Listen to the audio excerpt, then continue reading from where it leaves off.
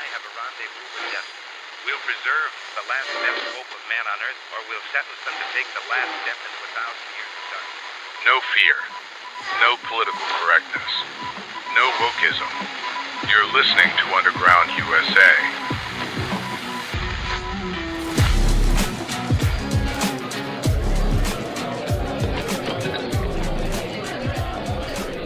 It's hard to overstate just how jarring Tucker Carlson's recent rhetoric has become. Once the sharpest populist voice in American media, a man who tore through both neoliberal and neocon orthodoxies with surgical precision, Carlson has suddenly started speaking as though he moonlights as a Qatari press attaché. His now infamous claim that Islamofascism is less of a threat to the West than OnlyFans didn't just disturb his conservative base, it detonated it. The outrage was less about prudish moralizing and more about disbelief. When did Tucker Carlson, of all people, start downplaying a totalitarian religious movement that literally burns homosexuals and stones women? To dismiss this shift as mere contrarianism is naive. Carlson's pattern of commentary over the past year shows a deliberate, consistent softening towards the ideological regimes of the Middle East, most notably those orbiting Qatar and its wealthy Islamofascist allies. And this timing is impeccable for Doha's global media strategy, which is aggressively investing billions in Western media ecosystems to humanize Islamofascism, rehabilitate its image, and subtly attack its two favorite enemies, Israel and the West.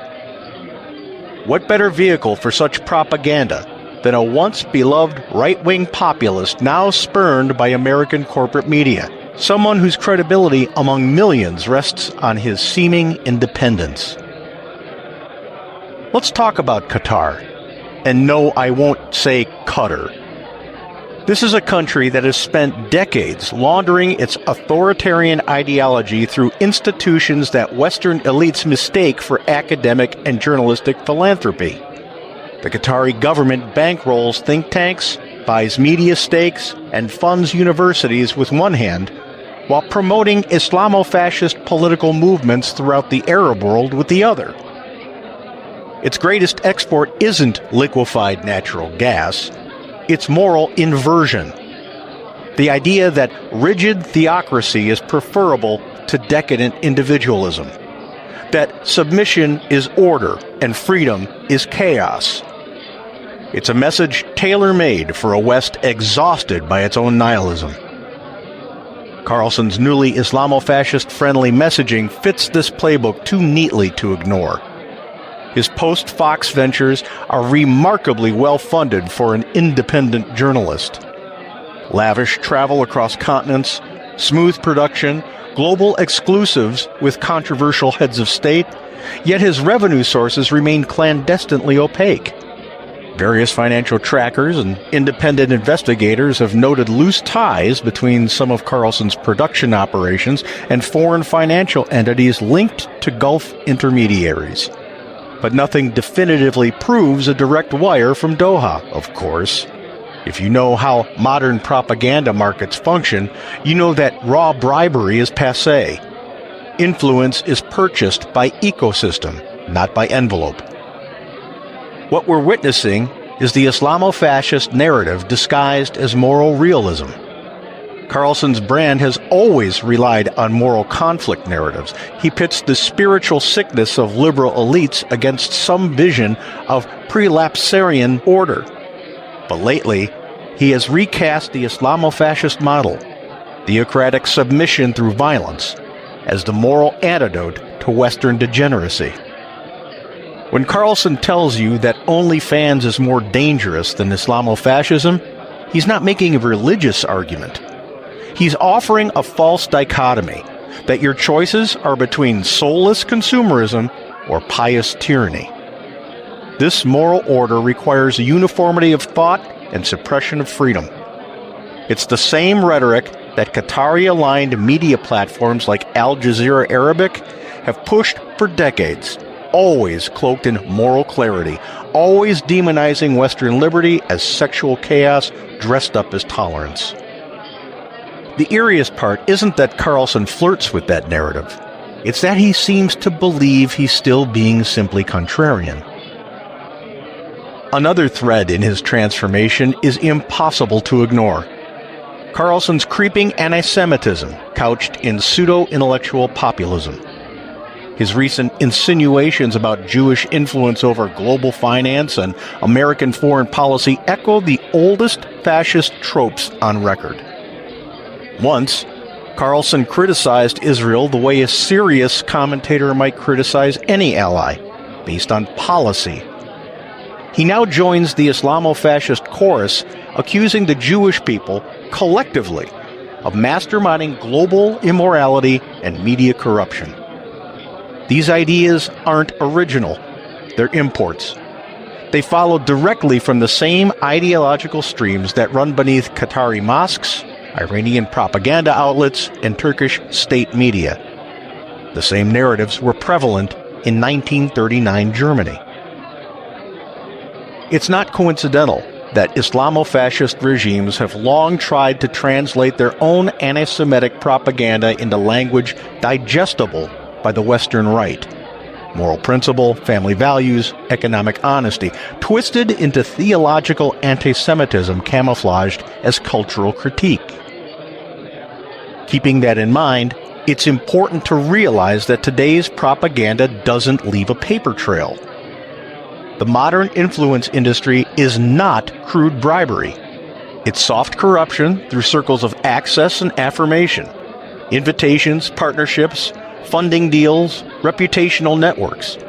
Give a man a global stage, frame his next documentary, and he'll convince himself he's independent. Carlson is now immersed in precisely that ecosystem. Surrounded by financiers sympathetic to Islamofascist regimes, applauded by Qatari-friendly editorial networks, and embraced by global state-funded counter-establishment figures, he is effectively domesticated propaganda. He isn't even cajoled into saying what they want him to say anymore. The message now flows smoothly from him and through him. He has become, perhaps unwittingly, the West's most trusted messenger for Islamofascism's rehabilitated image. The idea that moral sanctity must come from authoritarian religion rather than individual virtue. So let's be clear. Tucker Carlson's pivot is not simply a man evolving. It's a brand being retooled for strategic value abroad. When he suggests that Islamofascism is less dangerous than Western moral decay, he's effectively saying that censorship, violence, and theocratic control are preferable to liberty's excesses. And make no mistake, Doha loves that message. It validates the Islamic totalitarian model by borrowing the rhetoric of Western decline. It sells submission as sophistication. If that stance wins him a few petrodollars and elite invitations, that's just the exchange rate.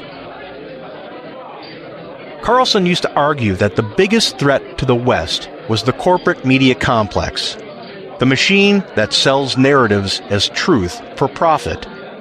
He was right. He just forgot that he was part of it too. Now, whether consciously or cynically, he stands atop an ideological laundering operation that trades in the moral currency of the exhausted West, converting frustration into sympathy for tyranny. So yes, Tucker Carlson may believe he's exposing hypocrisy, but anyone half awake can see who benefits from his recent sermons about Western decadence and the misunderstood Islamic world, the same regimes that imprison cartoonists, publicly whip dissidents, throw homosexuals from rooftops and stone women. The same elites whose fortresses gleam from Qatari gas wealth while their citizens live under medieval laws. He's preaching to a Western audience that doesn't recognize the trap. one that mistakes submission for salvation. The only mystery left isn't why this transformation happened. The incentives are clear. The question now is simpler, sharper, and infinitely more embarrassing. The question is, how long has Tucker Carlson been viable? When we come back, our segment on America's Third Watch broadcast nationally from our flagship station, WGUL AM 860 and FM 93.7 in Tampa, Florida.